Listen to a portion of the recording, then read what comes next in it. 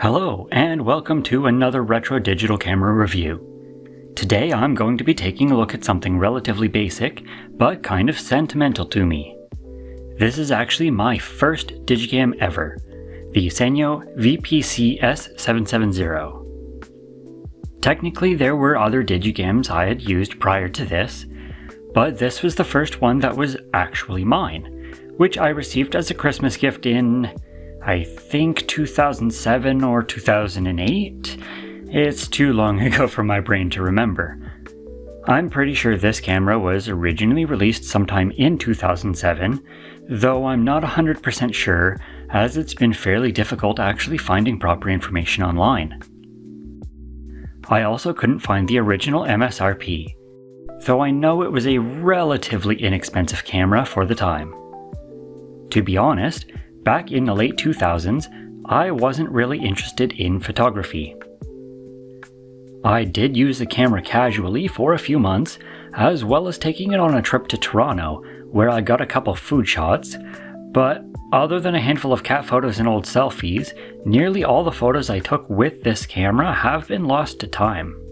I knew I still had the camera, but until recently, it had been packed away in storage for years.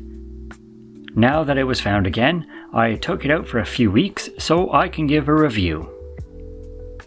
The Sanyo S770 is completely made of plastic, and while it's solid enough and doesn't feel like it's going to just fall apart, it also doesn't feel very premium. You could guess just by holding it that this likely cost less than the other cameras from my collection. On the front of the camera is a pretty standard 3x optical zoom lens, offering a full frame equivalent field of view, starting at a 35mm wide angle and zooming into a short telephoto at 105mm. Aperture values are also pretty average, ranging from f2.8 and closing in to f4.9 when zoomed. Hiding behind this lens is a 7.1 megapixel 1/2.5-inch CCD sensor. Around the lens you will find a small autofocus assist light that doubles as the self-timer LED, and the xenon flash above that. The top corner houses a small selfie mirror, and the microphone sits just below the lens.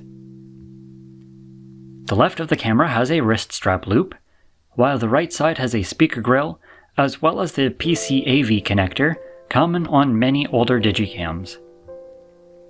The base of the camera is where you will see mine showing its age, with some small cracks forming in the plastic shell. There is a tripod mount, though it's just plastic threads. You'll also find the battery door here, of which mine needs the spring fixed, and also has a broken clip.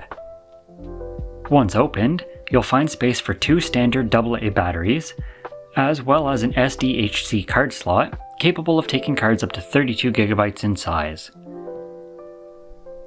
The top is where you will find a small flush-mounted power button and a 2-step shutter button.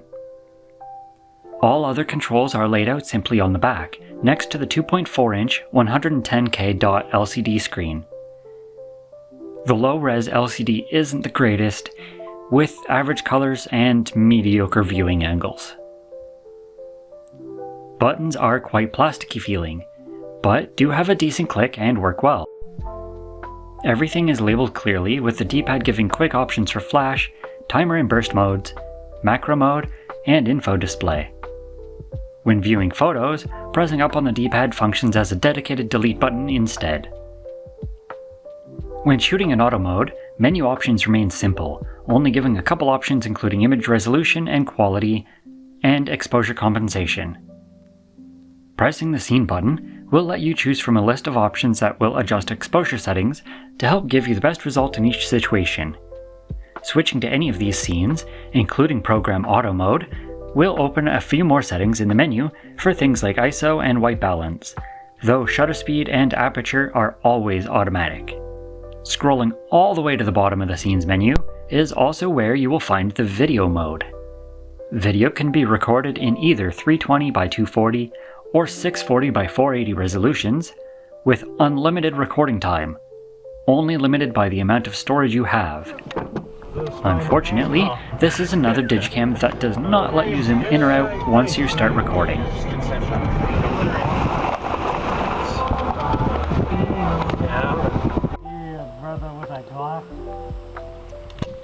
Fish are gonna be like,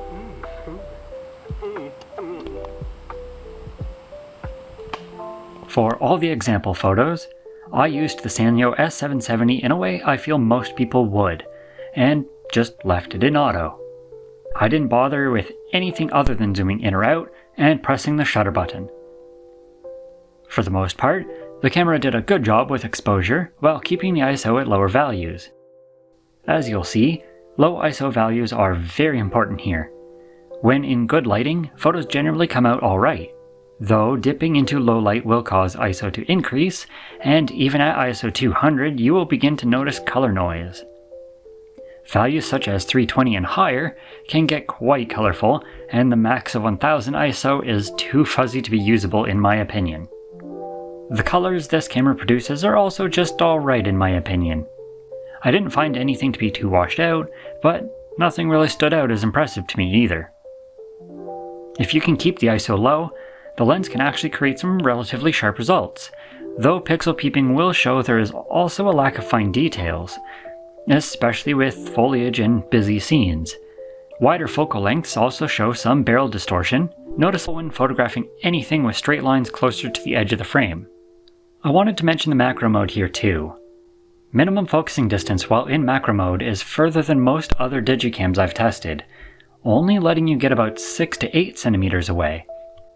This definitely isn't as high quality as some of the other digicams in my collection, but I will still be keeping this indefinitely just because of the personal value.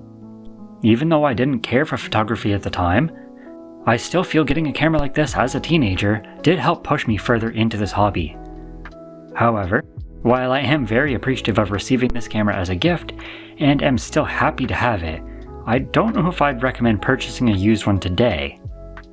You can certainly get some nostalgic looking photos with this digicam, but in general the photos are just photos. I mean, everything just looks kind of generic. There's nothing that really stands out as a reason to use this camera over any other. What was your first digital camera? And do you still have it? Let me know in the comments. I appreciate all the support and try to reply to as many comments as I can. For now, this digicam will be going back into the collection while I try to work on videos for other digicams and vintage lenses. But that's going to be it for this video. I enjoy collecting and making videos on retro digital cameras, though sometimes that takes me a little while and my uploads are quite sporadic. If you're interested in seeing more videos like this, a subscribe would be greatly appreciated.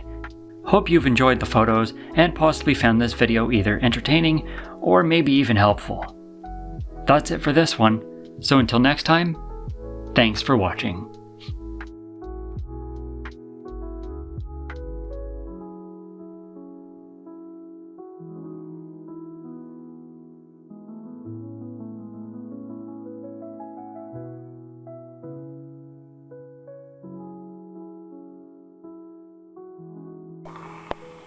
Oh shit.